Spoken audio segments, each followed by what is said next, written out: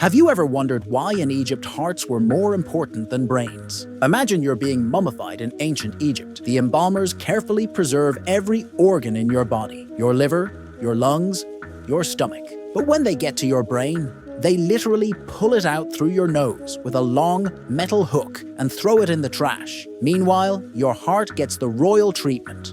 It's either left inside your body or carefully wrapped and placed back in your chest. Why this massive difference? The ancient Egyptians believed your heart was your soul, not your brain, your heart. They thought this was where all your thoughts, emotions, and memories and personality lived. To them, the brain was just some useless gray matter taking up space in your skull. But it gets even wilder. In the afterlife, your heart had to pass the ultimate test. The god Anubis would literally weigh your heart against the feather of truth on a giant scale. If your heart was lighter than the feather, meaning you lived a good life, you got eternal paradise.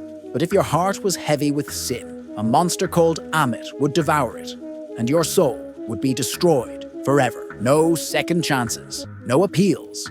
Your heart determined your eternal fate. This is why pharaohs and wealthy Egyptians spent fortunes on elaborate heart protection spells. They had heart scarabs carved from precious stones placed over their hearts during mummification. These weren't just decorative, they were magical insurance policies. The scarabs contained spells that would literally prevent your heart from testifying against you during judgment. Imagine being so worried about your heart telling on you that you needed magical silence spells. Even crazier, the Egyptians thought your heart could think independently. They believed it could remember things you forgot and judge you even more harshly than the gods would. Your own heart was your biggest threat in the afterlife. They had entire chapters in the Book of the Dead dedicated to controlling your heart. Spells to make it remember only good deeds, prayers to keep it calm during judgment, instructions on how to argue with it if it started acting up. Meanwhile, your brain, the actual center of thought, memory, and personality, was considered so worthless they used it to fertilize their gardens.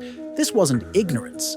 This was an entire civilization that built the pyramids, created the first peace treaty, and performed complex surgeries. They just fundamentally believed consciousness lived in your chest, not your head. The heart-centered worldview shaped everything in Egyptian society. When they said someone was big-hearted, they literally meant intelligent. When someone died, they said their heart had joined the stars.